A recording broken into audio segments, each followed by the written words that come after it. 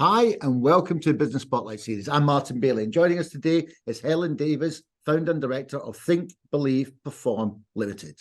Welcome, and thank you for taking the time out to join us. How are you? I'm good, thank you. I had a cold water swim this morning, which is always the best start to my day. So yeah, I'm doing good and looking forward to our conversation today. Me too. And by the way, you're a lot braver than I am. A cold water swim. Okay. But then again, the temperatures are still probably not too bad for that, I'd have thought. It's still a bit chilly. I'm not staying in that long at the moment, but yeah, it's great. I love it. I'm sure, and I'm sure there's massive amounts of benefits from it as well. So why don't we start this whole thing off by you telling us a bit about you and who you are and what you do? So my name is Helen Davis, and I run as you said, a sports psychology consultancy called Think, Believe, Perform. And I've been doing that for about the last 10 years or so. And prior to that, I was a primary school teacher for 25 years in education. So I now work for myself. I run my own business, and I work with athletes, coaches, people in business, teams, coaches, individuals on their performance and their well-being. Wow. Okay. So from primary school teacher to sports psychologist, that's a swing. So where did that decision come from? Well, it was interesting. I've been in teaching for 25 years. I always had a worry that I would become a moany old teacher. And in truth, I felt like I was slightly becoming that. I felt like I'd done it for a long time. I was ready for a new challenge. Although I'd enjoyed it, I felt I wanted something new. And I'd done a psychology degree back in the day, which is quite a long time ago. Yeah. In those days, sports psychology didn't really exist. And I did a bit of Googling one day and discovered that you could do a master's in sport and exercise psychology. I've been a swimmer for pretty much all my life, competed. I was training with the Cambridge Triathlon Club, and there were a couple of triathletes there who were kind of at world-class level. And they really encouraged me to pursue looking into psychology and sport. And that's how I found the master's degree. And then in my early 40s, I took the plunge and decided to go back to education. Wow. And that's a big step. That's a big step to take, isn't it? I mean, 25 years, that comfort, that security, and then stepping outside going, okay, I'm going to move myself into a world where I don't have that comfort. I don't have any security. How was that for you? I look back now and I think I don't know quite how I did it really. I had three children kind of going through, GCSEs and things at the time. I think it was because I'd always had that niggle, and it was the niggle that drove me to say, well, I could make a change here and I could do something. And you're right, a 25-year career in education had given me some financial stability, obviously, which was helpful. I had a very supportive husband, which was helpful in making that transition. But I was also able to do part-time teaching and part-time sports psychology for a while, so that I sort of felt I was dipping my toe into the sports psychology world while still having the kind of the comfort of teaching.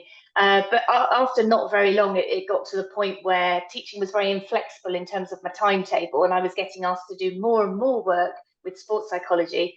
So I took the plunge and decided to completely finish teaching and go full-time as a sports psychologist. Well, fantastic. I mean, that's a brave move, but clearly it's paid dividends because you're a thriving business and doing very well. So congratulations, well done. When it comes back to, I mean, I don't know how long your business has been running now, but 10 plus years. No, it's a bit under that. No, because that was sort of when I first started doing my qualifications. So yeah, so it's about 6-7 years, I think, that I've been actually sort of working for myself. Okay, so if you were to rewind back the clock, back to the day that you started your business, is there anything you would do differently now that you've got all this knowledge and learning under your belt? I mean, I knew nothing, Martin. I mean, I really didn't know anything. I'm definitely one of these people that I'm not a big planner. I like to kind of go with my heart, and it was like, oh, this looks fun. Yeah, I'll do that, and then suddenly there I am, thinking, okay, what am I going to do? And what would I do differently? I probably think I would have spoken to more people than I did. Now, although that doesn't seem a very long time ago, sports psychology has really imploded, I think, in terms of the number of courses that are now available, the number of people that are going into it and training.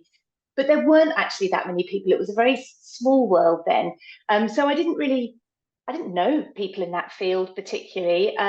So I think now, I always enjoy talking to people and learning from people. And I think that would have been something that would have helped me a lot had I done more of that. Okay, so you're essentially saying actually understand that you needed to learn and surround yourself with people, almost like a group of mentors, almost where you could glean that learning from. Yes, and it's funny because I use mentors now. I use other sports psychologists when I'm doing contracts or other pieces of work to bounce ideas from them, and it's something that I very much do now because I really recognise the benefit of doing it. But I think back then, I'd come out of teaching where I was surrounded by other teachers, and the kind of, I had that naturally just by working in a school, whereas suddenly there I was on my own. Yeah, absolutely. You're very exposed, aren't you? You feel exposed because you don't have that network around about you. But how did you? At what point did you realise that you needed to sort of generate this network around about you in terms of the journey that you were on? I think very early on, actually, very early on. When I walked into the room to start my master's, so I was 42 or something, I remember walking in and everybody looked about 19. And I remember looking around and thinking, what am I doing here? What am I doing here? And then I sat down feeling like I hadn't thought this through. What am I doing? I had that whole kind of imposter syndrome. I'm far too old, Yeah. And then somebody else walked in of similar age to me, and I saw her scan the room, and then she caught my eye, and we looked at each other, and the relief that came from them, her and myself, was really, really huge. Yeah. No, absolutely. I mean, in terms of business and in terms of what you do, I mean, imposter syndrome must come out quite a lot, does it? Oh, absolutely, it does, and that can be with really high level athletes who are competing at the very, very top level. Every single human being experiences imposter syndrome at some point in their life. So yeah, that's one of a multitude of things that I would work on with people. Yeah, no, absolutely. Because I think in business, I mean, certainly my experience in business, you come across business owners where they know where they want to get to, but they don't realize it's actually themselves that's holding them back from getting to that point, purely because of that imposter syndrome. It's just, if you think you can, you think you can't, you're right. They're not thinking the right way about it. So yeah, I can see there's a lot of similarity between what you do in sport and some of the challenges around running businesses. So obviously business has grown over those last 6-7 years. It's successful. What do you attribute the growth to in your business? I think, again, I think it's a number of things. I think geographically, I was very fortunate living where I do, which is Cambridge, in that there wasn't a qualified sports psychologist in the area when I first started out. So I came along and said, oh, here I am, I'm a sports psychologist. And people were like, oh, that sounds interesting, and I got invited to do a lot of talks with teams, various sports clubs, and that generated individual work and other sports teams business as well. So I think geographically I was fortunate. I like to think that the work that I do, that word of mouth is certainly in amongst athlete communities is passed on. So I'm able to generate, business through just word of mouth.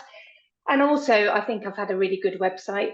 I designed did my website for me. They I don't know what they did, but I feature quite highly on Google when you Google sports psychologist. And I feel very fortunate that they were able to do that for me. And so I get a lot of people inquiring through my website. Okay, so a lot of your growth has come down to, I suppose, two strategies, I suppose. So whoever's doing your search engine optimization and your Google ads, if you're doing Google ads, is doing a very good job. Obviously, if you're getting traffic coming through to your website, which is great. But it sounds like the main source of your growth has been through referral marketing.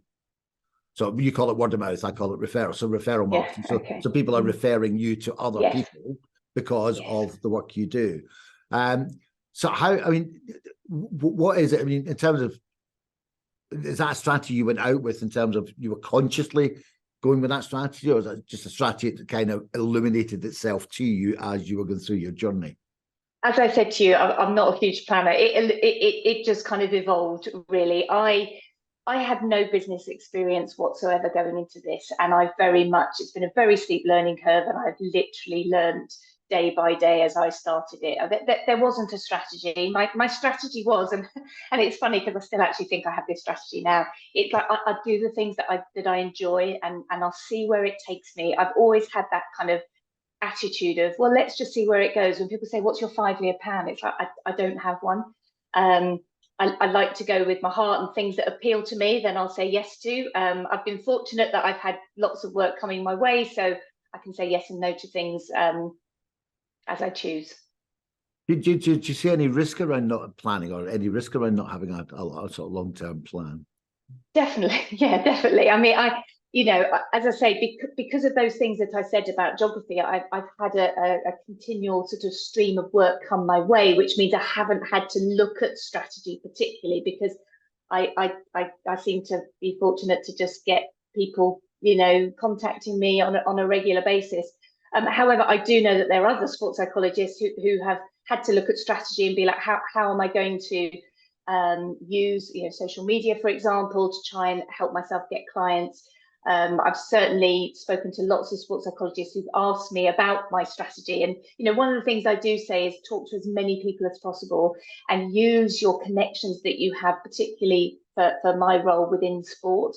Again, because I had that network of being with Cambridge Triathlon Club, knowing some very high level athletes, that word of mouth kind of just naturally occurred because they knew me.